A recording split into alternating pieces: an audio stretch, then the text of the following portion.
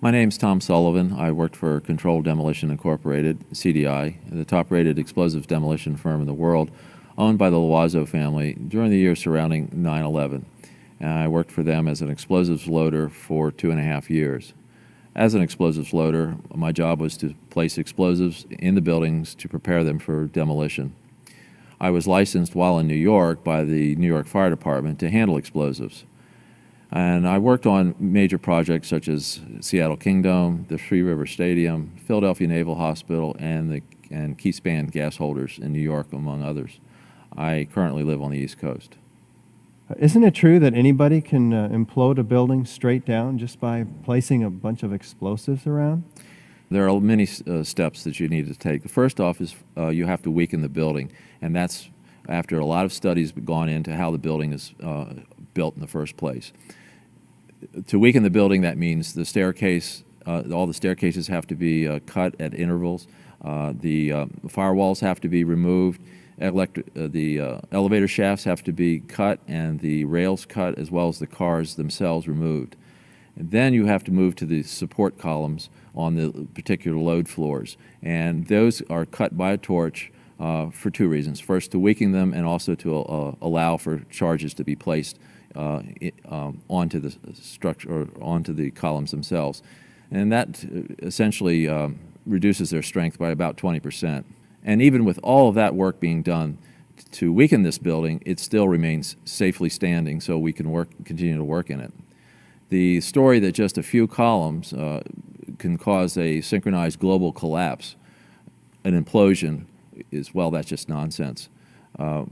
After the prepping work has been done, then it's time to load the building. And in the case of a steel frame building, that means we load them with RDX cutting charges, which are loaded with individual delays, sometimes as many as 2 to 3 different delays on a given floor. So you have to understand the work is complex and precise and requires years of experience. We were told by the NIST report that fire caused one column to fail, and from that point we had a global collapse of the building in a classic implosion. I don't see how this could actually happen in real life. When we load a building, we have to have all the support columns on a given load floor fail at the same time, within milliseconds of one another, and therefore the entire building comes down in a synchronized implosion. So I think this notion of a one column failure causing an entire building to implode in a synchronized fashion is just nonsense.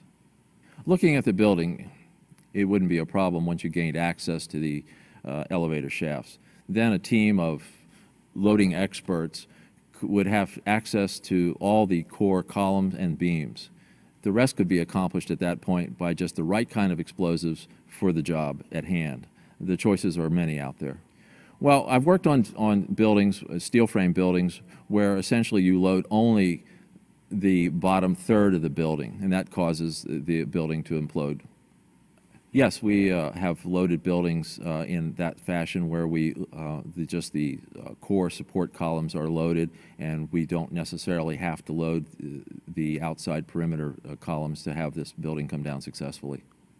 With steel frame buildings, you don't have to load all the floors to have a successful implosion. Only the bottom third of the building needs to be loaded to have a successful implosion. For instance, I worked on a building in Hartford, Connecticut, the CNG building, where we did just that. You wouldn't need miles and miles of det cord. You could have used wireless remote detonators, and they have been available for years. You need to only look at an action movie to see them in use, and of course the military has them as well. Contractors don't use them, on the other hand, because they're just too expensive. Well, you wouldn't have found steel casings to be left in the rubble. They haven't been used for years. What we use now is RDX copper-jacketed shape charges, and when they're initiated, there's nothing left of those charges. And in the case of thermite, well, thermite self-consuming cutting charges have been around since they first patented in 1984. So there would be nothing left in the debris pile except some residue of molten iron. Well, the key word here is controlled demolition, and I emphasize the word controlled. We use careful placement of the charges. They're always focused and precise. And we're just not talking about setting off a bomb here. Plus, the amount and type of explosives can pretty well take care of any collateral damage. With any implosion, you don't hear one massive boom sound. What you do hear is smaller explosions going off, which leads up to the implosion of the building. Mr. Sunder of NIST has said that you would, if this had been a controlled demolition, you would have heard a large, massive bomb going off, a big boom. He says what in reality happens with a controlled demolition is you hear a successive, progressive, smaller waves of smaller explosions going off, and that leads to the successful implosion of the building. In the case of thermite cutting charges, you would have heard far less noise since they are worked by thermal heating, melting of the steel, rather than an explosive cutting as in RDX charges. Now, regarding the criticism that this couldn't have been a controlled demolition because the building apparently exhibited a bit of lean as it came down, well, in my experience, this isn't exactly precise. The buildings can lean a bit as they come down with any implosion. I knew from day one that this was a controlled event. And why I did that is because simply looking at Building 7, you have a sudden collapse of the building. It's fairly symmetrical as it comes down. There's the classic kink, which means that the center core fails first, and you can see that on the video, and the building falls near free fall. So I really honestly didn't believe this from day one, because this is the way buildings classically come down with a controlled demolition. I want to emphasize that I in no way represent CDI, and what I have to say is based solely on my own working experience and training while working for them. This NIST report is very suspect because I would have expected in a classic implosion, as I've seen numerous times, is the core to fail. Essentially, what I'm saying is the core, I would expect the center of the building to start moving first. And then as the implosion progresses, then the sides come in, then the rest of the building is involved. So this idea that it's started on one side and all of a sudden the core starts moving at this, as this thing progresses is just doesn't make sense. What I saw, it was a classic implosion. The center of the core, the penthouse area, starts to move first, and then the building follows along with it. So the idea that it started on one corner from one column off in the side, therefore the core was involved starting from that corner, just doesn't make sense. It's not how it works. Well, again, if you listen to the testimony of people on the ground, they're reporting exactly what I would have expected. I mean, I've been to all the implosions that when I was working at CDI. Again, as you point out, I photographed them. And what you hear is waves of explosions going off, not one massive big boom, but you hear boom, boom, boom, boom, boom. Go back and listen to the tapes of the police officers and people on the ground and the firemen as well. They're reporting exactly what I would expect. You're hearing boom, boom, boom, boom, boom as these different floors start to fail. So again, what I'm hearing from what people were there is exactly what I would have expected. You don't break glass. So collateral damage, windows breaking for blocks around, that kind of thing, it just doesn't happen if it's a controlled demolition.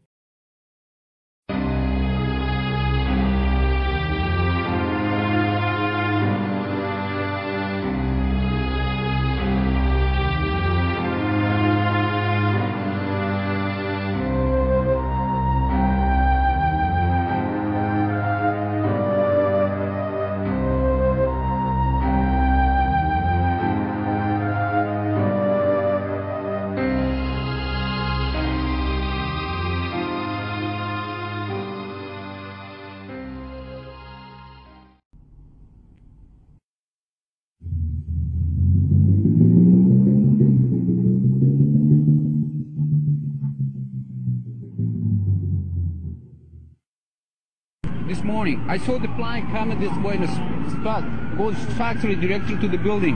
Was this the first plane or the second plane? That was the first plane. The second plane, this no second plane. It was a bomb. Bombed in the building, not second plane. That was a bomb. But then there were other doors that were locked, so we were brought into another floor when there was another explosion, and they finally let us continue to go down. What was happening around you? People screaming? No, people were pretty calm. When we got down to 6th floor, there was like another shake or another explosion. Everyone started panicking, but... Rick Sanchez has been there throughout this morning for us. Rick, tell us where you are and what the latest is. I spoke with some police officials moments ago, Chris, and they told me that they have reason to believe that one of the explosions at the World Trade Center may have been caused by a van that was parked in the building that may have had some type of explosive device in it. Joining me is Jack Kelly. Now, he is a foreign correspondent. He has some information about these attacks. Jack, what can you tell us happened first in New York? Apparently what appears to happen was that at the same time two planes hit the building, that the FBI most likely thinks that there was a car or truck packed with explosives underneath the buildings, which also exploded at the same time and brought both of them down. Now, that's the first time we're hearing that. So 2 planes and explosives that were in the building. Is that correct? That is the working theory at this point. That is still unconfirmed, but that is what the FBI is going on at this point. NBC's Pat Dawson is close to the scene of that attack. Pat? Just moments ago, I spoke to the chief of safety for the New York City Fire Department. He received word of the possibility of a secondary device, that is another bomb going off. There was another explosion which took place. According to his theory, he thinks that there were actually devices that were planted in the building. Yeah, here's one of the guys who can tell you I'm okay, all right? Here, hold on. You want to call your mother or something? Right now. You gotta get back from here. You know that. You gotta get back. All right. Don't worry about me. You need to make calls right now. All right. Bomb in the building, start clearing out. Sorry, you said there's a bomb? What'd you say? Bomb in the building, start clearing out. Got it. It just went ba-boom. It was like a bomb went off. And it was like holy hell coming down them stairs. And then when we finally got to the bottom, they were coming out on the mezzanine level there, and another explosion came right from it, just everyone flying. Like, it sounded like gunfire, you know, bang, bang, bang, bang, bang, and then all of a sudden, 3 big explosions. I was about 5 blocks away when I heard explosions, 3 thuds, and turned around to see the building we just got out of. Antenna tip over and fall in on itself. At 10:30, I tried to leave the building, but as soon as I got outside, I heard a second explosion and another rumble. And then a fire marshal came in and said we had to leave because if there was a third explosion, this building might not last. We stuck on the stairs for a while. We finally got down to the lobby. Then we get to the lobby, there was this big explosion. As we were getting our gear on and making our way to the stairway, there was a heavy-duty explosion. Then somebody said that they saw an airliner go into one of those towers. Then, I don't know, an hour later than that, we had that big explosion from much, much lower. I don't know what on earth caused that.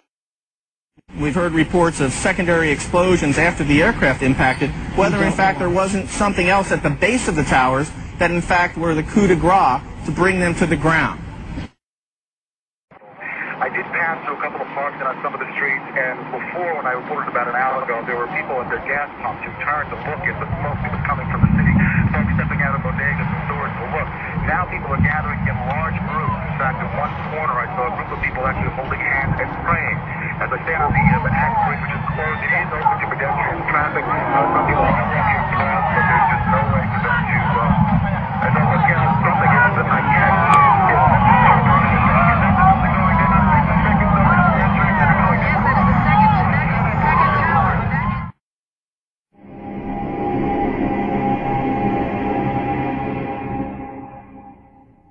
I wonder what your thoughts are about how you further tighten the financial pressure on Iran in particular, if it also means economic pain for a lot of our allies. Yeah, it's an interesting question. One of the problems not specifically on this issue, just in general, that let's put it this way: money trumps peace sometimes. In other words, commercial interests are very powerful interests throughout the world. And part of the issue in convincing people to put sanctions on a specific country is to convince them that it's in the world's interest that they forego their own financial interest.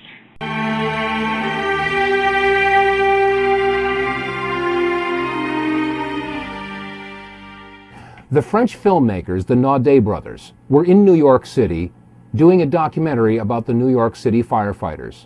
And this clip is the only known footage of the first plane hitting the first tower.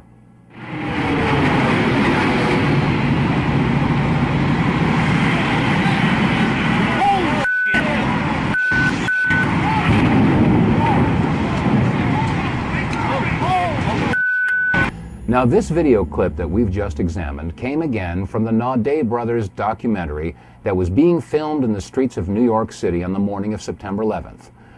This documentary about the New York City firefighters was going to be assembled at a later date, and it was not televised. In fact, there was no live coverage at all of Flight 11 as it hit the North Tower. After all, it was a surprise attack.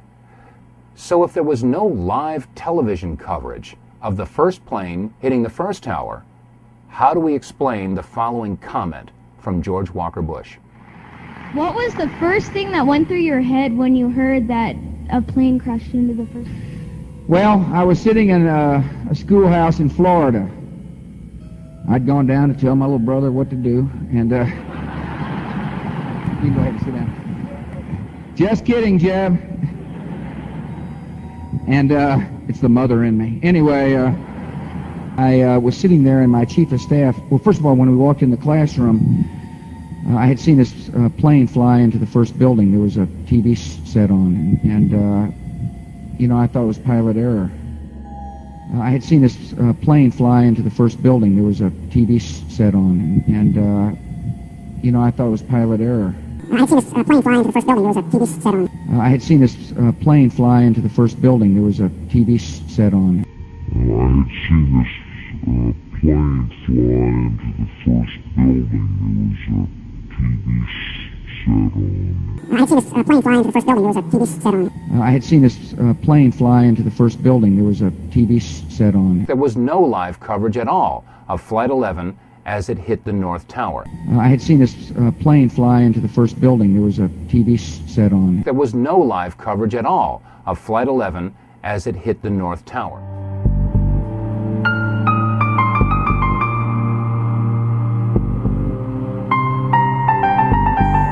Recently seemed to muse aloud whether you had advanced knowledge of 9/11.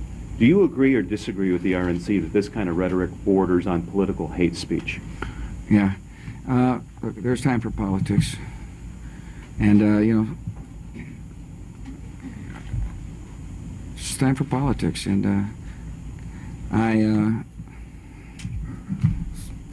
it's an absurd insinuation. Let us never tolerate outrageous conspiracy theories concerning the attacks of September the 11th. Malicious lies that attempt to shift the blame away from the terrorists themselves, away from the guilty, away from the guilty, away from the guilty, guilty, guilty, guilty, guilty. Design of planned attacks on buildings inside the U.S. and how operatives were directed to carry them out. That is valuable information for those of us who have the responsibility to protect the American people. He told us the operatives had been instructed to ensure that the explosives went off at a point that was high enough to prevent people trapped above from escaping. He gave us information that helped uncover Al-Qaeda cells' efforts to obtain biological weapons. We're developing tools within the Constitution to do so. Some people in this country want to get rid of them, and they're wrong. They're wrong. You can't expect me and people in this government to do what we need to do to protect you and your family if we don't have the tools that we think are necessary to do so. And you said within the law, and yet you admitted that there were these CIA secret facilities. So Okay. what? Why is that not within the law? The head of Amnesty International says secret sites are against international law. Well, we just disagree with him. And plus, my job is to protect you. And most American people, if I said that we had who we think's the mastermind of the 9/11, they would say, why don't you see if you can't get information out of him without torturing him, which is what we did. Were you made personally? My job is to protect this country, Matt. And I'm going to, within the law. And it gets second-guessed all the time by people who don't live in the United States. But let me remind you, September the 11th for them was a bad day. For us, it was a change of attitude. These alternative methods you talked about in terms of extracting information from these suspected terrorists, were you made personally aware of all of the techniques that were used, for example, against the Khalid Sheikh Mohammed, and did you approve all of those techniques? I told our people, get information without torture, and was assured by our Justice Department that we were not torturing. It's been reported that with Khalid Sheikh Mohammed, he was what they call waterboarded. I'm not going to talk about techniques that we use on people. One reason why is because we don't want the enemy to adjust. The American people need to know we're using techniques within the law to protect them. You said to me, how can we be assured you're doing everything it takes to protect the American people? And I'm saying to you, we're listening to Al-Qaeda if they're calling in this country, and some people want to get rid of that program. We had walls that did not allow criminal investigators and intelligence forces to talk to each other. We've eliminated the laws. Let me finish. But one of the best source, according to those who are on the front lines of protecting the American people, is when we pick up somebody off of a battlefield, that we interrogate them within the law to get data. And I would strongly urge people to look at that speech I gave, because I declassified classified information to show how important the information we got from whom we think is the mastermind of the September the 11th attacks. I don't want to let this within the law issue slip, though. I mean, if in fact there was waterboarding used with Khalid Sheikh Mohammed, and for the viewers, that's basically you strap someone to a board and you make them feel as if they're going to drown. You put them underwater. If that was legal and within the law, why couldn't you do it at Guantanamo? Why'd you have to go to a secret location around the world? I'm not going to talk about techniques. And I'm not going to explain to the enemy what we're doing. All I'm telling you is that you've asked me whether or not we're doing things to protect the American people, and I want the American people to know we are doing so. At some point, Mr. President, if techniques, these alternative techniques are used, I'm not going to ask you to specifically say about them, but if they are used, are you at all concerned that at some point, even if you get results, there's a blurring the lines of between ourselves and the people we're trying to protect us against? Matt, I'm just telling you, what this government has done is to take steps necessary to protect you and your family. You asked me about your family, and you represent a lot of other people. Mm-hmm. And the best information we can get is from people we take off the battlefield, so we can act on it, so we can stop plots before they happen. And whatever we have done is legal. That's what I'm saying. It's in the law. We had lawyers look at it and say, Mr. President, this is lawful. That's all I can tell you. I'm not going to tell you specifically what's done, because I don't want the enemy to adjust. We're at war. This is people that want to come and kill your families. And the best way to protect you is to get information. And I'm confident the American people understand why we've done that. You see, we've acted on information they've given us to prevent attacks. And these are real. This isn't make-believe. These are attacks that were coming to hurt the American people again.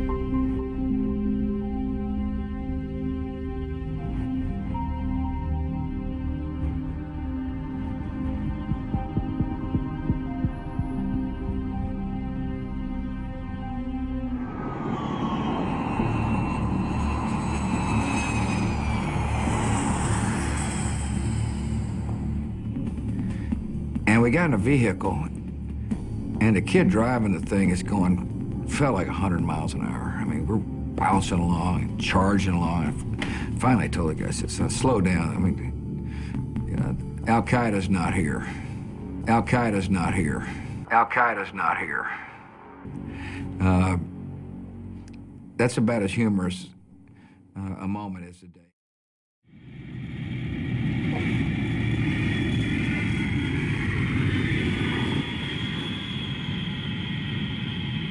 The decision was made to go to Offutt Air Force Base in Nebraska.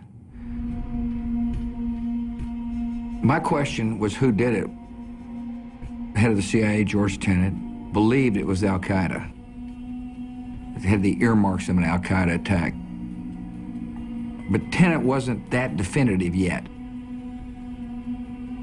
So my first indication it could be al-Qaeda was during the National Security meeting at Offutt Air Force Base.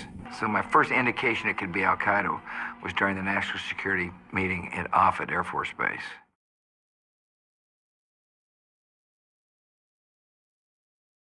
Al-Qaeda's not here. Al-Qaeda's not here.